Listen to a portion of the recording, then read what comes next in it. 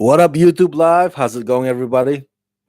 I'm still recuperating from South by Southwest, so I apologize if I slurred on my speech or sometimes lose my train of thoughts while I'm speaking. Um, Man, I feel like I'm in Central Time. I feel like it's like 1 a.m. in the morning right now or something along that line instead of 10:30 p.m. Is that what it is? 10:30 p.m.? Yeah. Okay, let's get right to it. I'm here back doing live streaming the second time this evening because I really love this show, Deadly Class, and I have a lot to talk about. The last night's episode, I couldn't do the live stream review last night because last night I was on the plane coming home from Austin to California. So, just like with all my recaps and TV reviews, this also contains spoilers. So, heads up. This review is mainly for those of you, my fellow Deadly Class fans, who have also watched last night's episode, episode 9, season 1, titled Kids of the Black Hole. Okay, so refresher. Uh, you recall last week's episode ended with the big five, right? The big characters who went on that Vegas trip, that Fear and Loathing Las Vegas trip. They uh, they basically agreed to take down Fuckface, Chester Fuckface, who has in his possession uh, Chico's body, or at least Chico's head. The evidence, right, of what happened to Chico. And that's why Chico's dad, Diablo, well, I forgot his full name, but he's on a rampage. He's blaming the headmaster, Master Lin. Um, And so that has to do with tonight's episode as well. So in tonight's episode, it's all about the preparation. Well, not all, but it's generally mostly about the preparation. And one of them, Willie, is backing out. Remember, Willie he only fronts as a gangster. He only puts on a face as a tough guy, but on the inside he's very soft. And as you can see from tonight, he just wants to run away with his girlfriend, start anew in LA, which, by the way, um, I live near LA. LA is not as all it's cracked up to be. No offense, LA, but living in LA is not freaking Pleasantville, okay? It is tough dog eat dog shit town. That's what LA is. It'll eat you alive if you let it. So I don't know what's his deal with Willie. Like, oh, it's gonna be all dandy down there if we move down there together, you and me, la la la la la, away from this place. But he does have a point though when he says in this episode to Saya, because Saya comes to Willie's room trying to convince Willie to come back to join the group on this mission. And Willie says, because Saya says, "Hey, remember what Marcus did to you?" And what Marcus did was he killed that hobo guy, and then so that could be like the story for Willie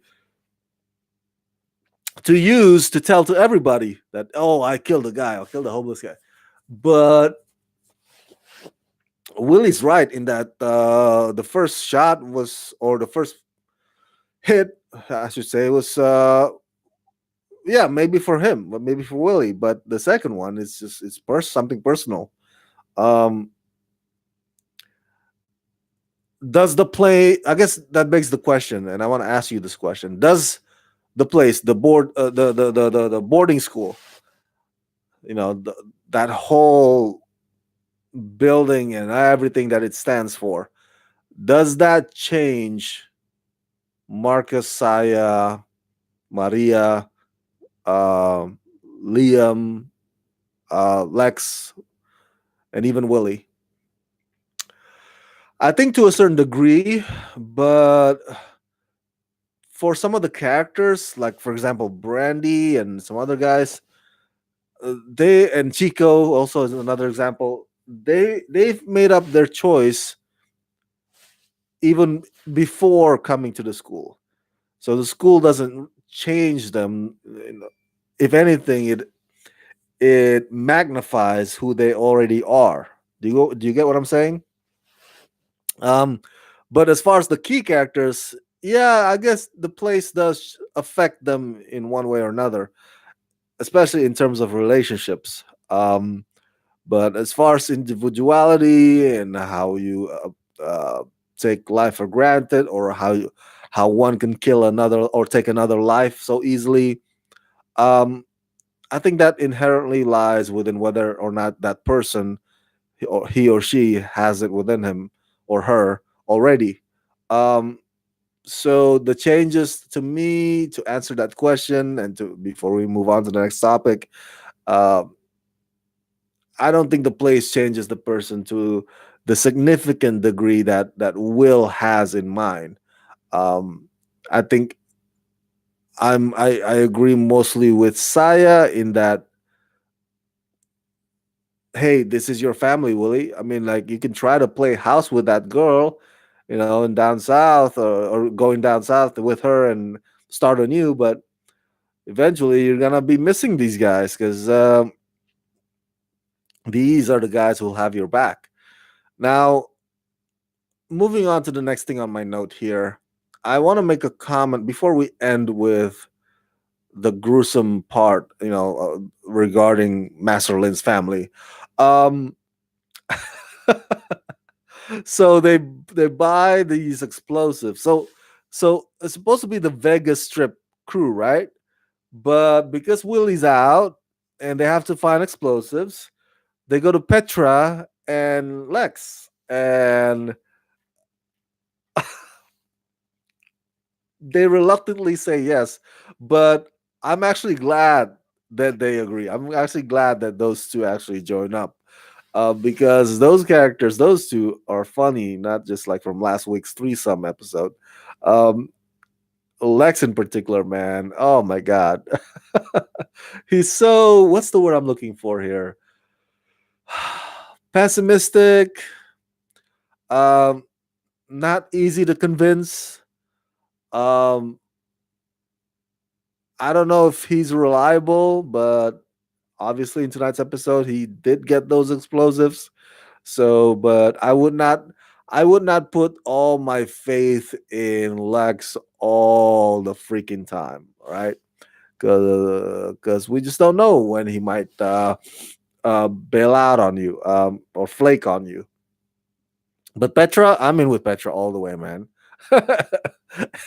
That gothic girl is attractive. Um, Oh yeah, yeah, yeah. I forgot to mention. I gotta say about the beginning part of this episode with regards to Chester Fuckface. Oh my god, that whole sequence of him and the whole inbreds playing the banjo, and when you hear or see a banjo, that's flashes of the movie Deliverance just like floods in or rushes in like river, man. Oh, banjo gives me the jeebers. No offense to those of you and Steve Martins of the world out there who love playing banjo, but every time I see a banjo, and it's so stereotypical in this tonight's episode. Like, of course, the inbreds and these Southern Hicks and these rednecks. Of course, they have a banjo. It's the most stereotypical thing you can think of when it comes to Hicks and rednecks, and inbreds. Squeal, pig, squeal. Okay, so that scene at the beginning of the night's episode is weird, is disturbing. I feel bad for Brian Poston's character. That guy is just that's he is held hostage basically, and he's being played around like a fool, like a fool. Um, Chester Fuckface, I do not want to mess with him, man. He seems like a very uh he's a loose cannon, and he's unpredictable, and that's the worst kind of villain, when you can't really um calculate his moves like two steps ahead. So I think Chester Fuckface is very dangerous. So tonight is not much about him. He only shows up in the beginning parts, mostly about the gang trying to plan how to infiltrate Chester Fuckface premises that's surrounded by apparently booby traps. And at one point in tonight's episode, also the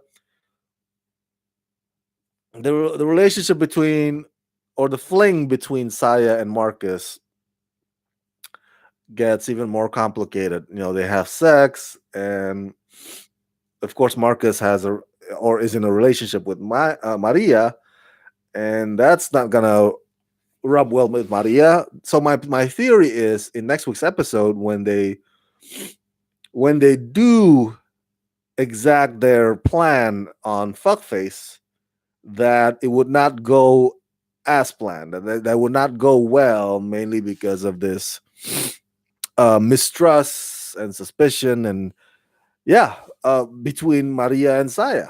They're in a team, but their head probably are not. Who knows if their heads are in the game? Maybe Maria is like, "Oh, I know what's up. You guys fuck. Now I'm gonna fuck you guys. I want to mess with you guys instead of helping you. Defeat this Chester fuckface fella." And so who knows? Maybe that could be. Maybe that could be the thing that derails and results in derails their plan and results in Chester Fuckface having the upper hand. Who knows? But we'll have to see next week's episode. I'm a little conflicted though. Oh, before we get to the part with Master Lin, I just want to say Marcus's shitting on his pants was hilarious. Oh my god, they actually even like show it graphically. Holy crap, I almost throw up, man. Jeez. Oh man, I've had hangovers like crazy in the past. I don't drink that much anymore these days because I've gotten older and I don't like being hungover in the morning anymore.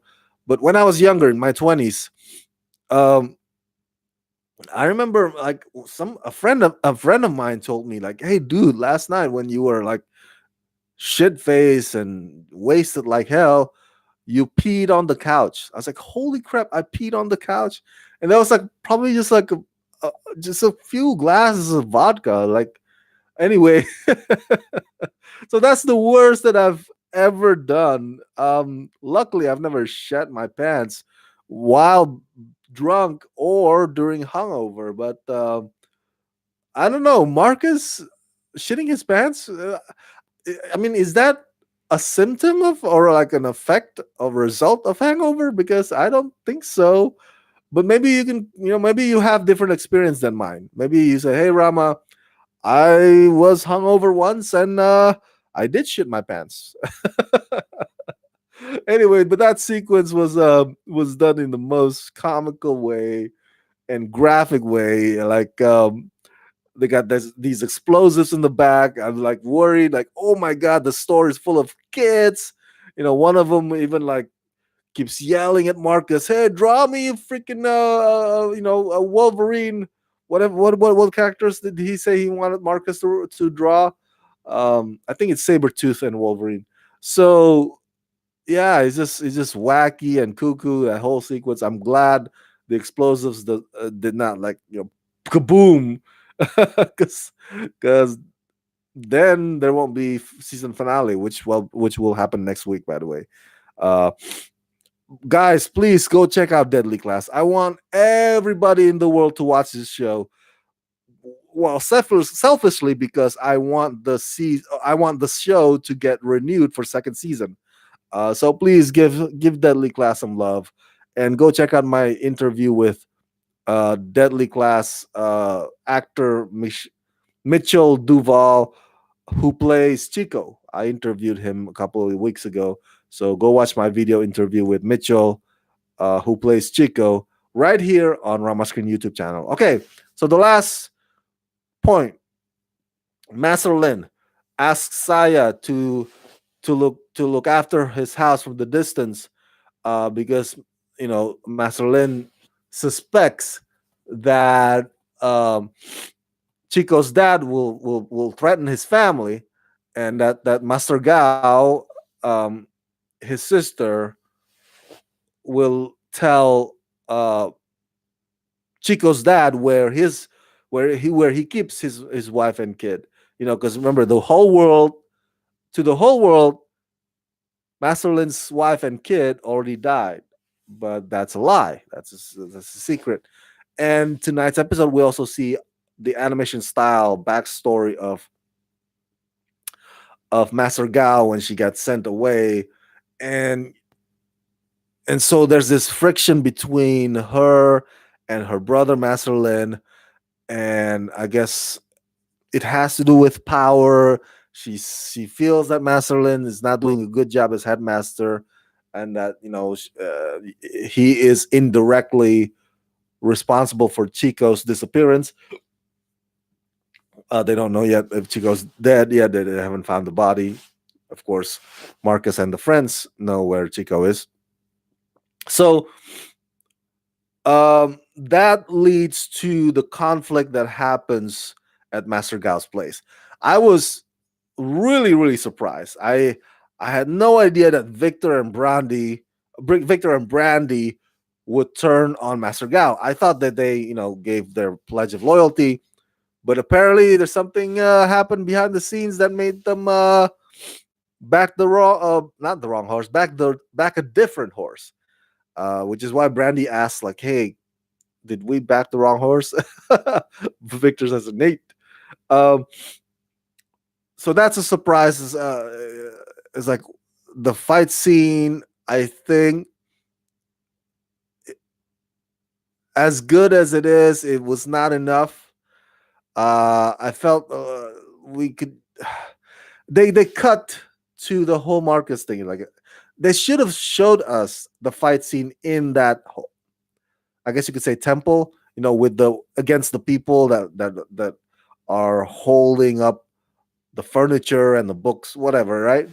Uh, I want to see that fight, but we only get to see glimpses of it. Like, and then it's over. I was like, oh man, it's just like stop cutting to something else. Just show the fight already. So just like the fight at the diner, a few episodes ago. I like that. So I'm a little disappointed in tonight's episode that the fact that it doesn't show the fight fully. Um, but it ends tragically with Chico's dad wanting to murder Master Lin's daughter, but Master Lin's wife gets in the way, and and then he kills her instead of the daughter. That's long story short. After a bit of fight scene as well. Um, I'm a little conflicted. I have mixed feelings about whether or not Saya can be blamed for this, because sorry, my nose is running. I apologize. Because watching it as an audience, you can easily say, "Hey, that's fucked up of Saya to be leaving her post." It's like she had one job. She was assigned by Master Lin to kind of protect Master Lin's house.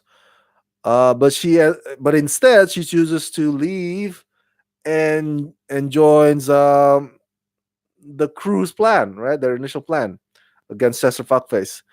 So I get it. I get it. If you feel that way, I totally get it. A part of me feels that way too. I was like, oh, Saya, you could have prevented this massacre from happening. But at the same time, Saya doesn't know Master Lin's secret in that house. So can you really blame Saya for being upset that she has to be there instead of what she initially wants to be, which is with the gang? Uh, so I don't believe. I mean, I don't blame her for saying, "Hey, screw this," right? I'm gonna go up and go, um, because she doesn't really know what's at stake. Masterlin doesn't let her in on it. Or maybe I'm wrong. Maybe you can tell me, hey, Rama, she actually knows that her family's in there and that that's what's at stake. Um, but it doesn't feel that way because I don't think Saya would just up and go if she knew that there's a little girl, little vulnerable kid inside that house. Um, So that's what I meant by mixed feelings. Put it can you actually put the blame all on Saya for what happened ultimately, or for what happens ultimately to Masterlin's family? I don't know. I'm leaning towards no. No, you can't. It makes sense for a teenager like Saya not to be want to be, because Saya says, "Oh, but tonight I have a no, no. I treated you like my daughter, so so you're gonna have to do this for me, and you're one of the best assassins around." And it's true. Saya is really really good as an assassin, and I understand why Master Lin would entrust his home under Saya's protection, because Saya is one of the best in the school. So that makes sense to me. But Master Lin should not be too surprised when he finds Saya is not there, because again, Saya's a teenager and Saya does have plans, and Saya doesn't know why she has to be out there like a freaking um, guard dog or a bodyguard. Yeah, I have mixed feelings about it. I feel bad about Masterlin's family, though.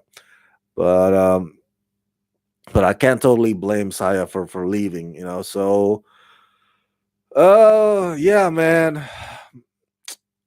it's terrible what happens to Masterlin's family. There's gonna be hell to pay. Next week is season finale, episode 10.